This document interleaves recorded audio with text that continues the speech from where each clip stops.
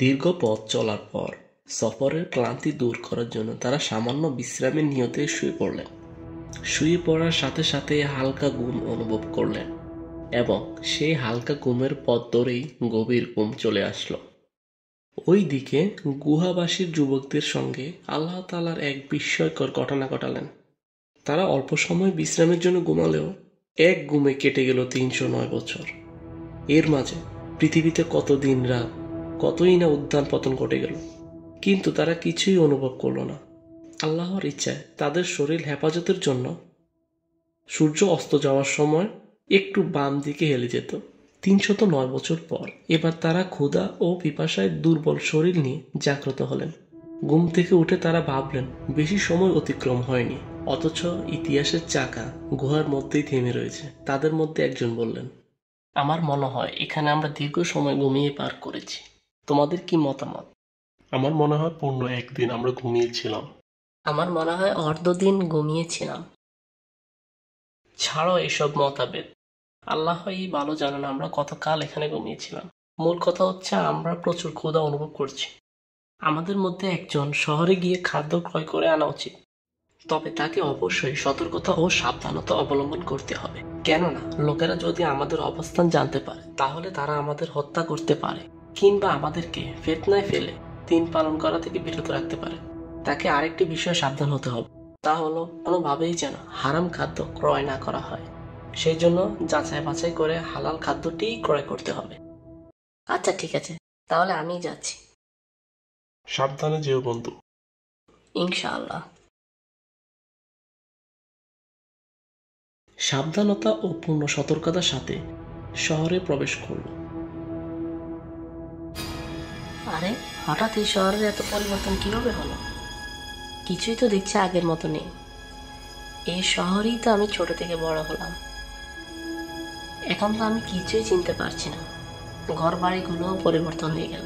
পুরাতন পরিত্যক্ত ঘরের স্থলে বিশাল রাজপ্রাসাদ। এখানকার কাউকেই তো আমি চিনতে পারছি না। সবাইকে নতুন লাগছে।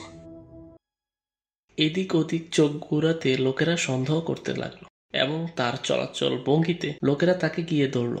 উপস্থিত লোকেদের মধ্যে একজন জিজ্ঞেস করল,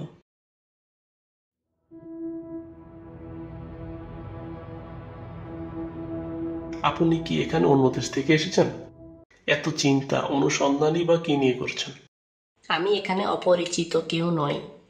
আমি কিছু খাদ্য ক্রয় করতে চাই, কিন্তু কোথায় খাদ্য বিক্রি হচ্ছে আমি তা জানি না। চলুন আমার সাথে।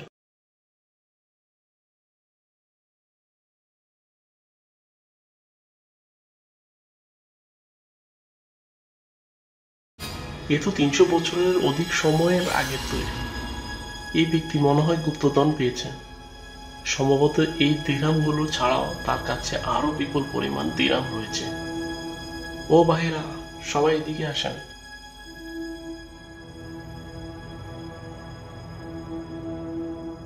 দেখুন, আপনারা যা ভাবছেন তেমন নয়। এই মুদ্রাগুলো লুকায়িত অসংখ্য সম্পদের কোনো অংশ নয়। গতকাল মানুষের সাথে কোনো এক লেনদেনে তা আমার হাতে স্থানান্তর হয়েছে।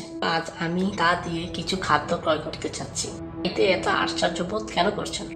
কেনই বা সন্দেহের উপর নির্ভর করে আমার বিরুদ্ধে গুপ্তধন পাওয়ার এবং তা লুকিয়ে রাখার অপবাদ দিচ্ছেন? এই দেখুন, ওনার হাতে দিরহাম, প্রায় ৩০০ বছর আগের।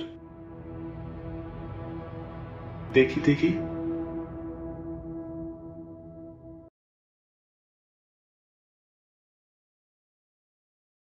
না না, এখানে বেশিক্ষণ থাকা যাবে না।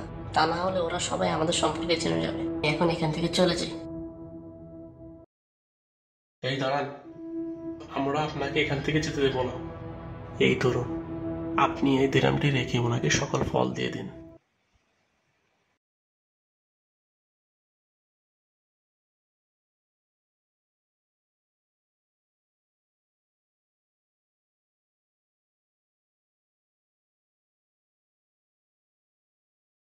এই সবাই এখান থেকে বের কমো। বিষয়টা আমরা দুজন দেখছি। এখন যে যার কাজে ফিরে যাও।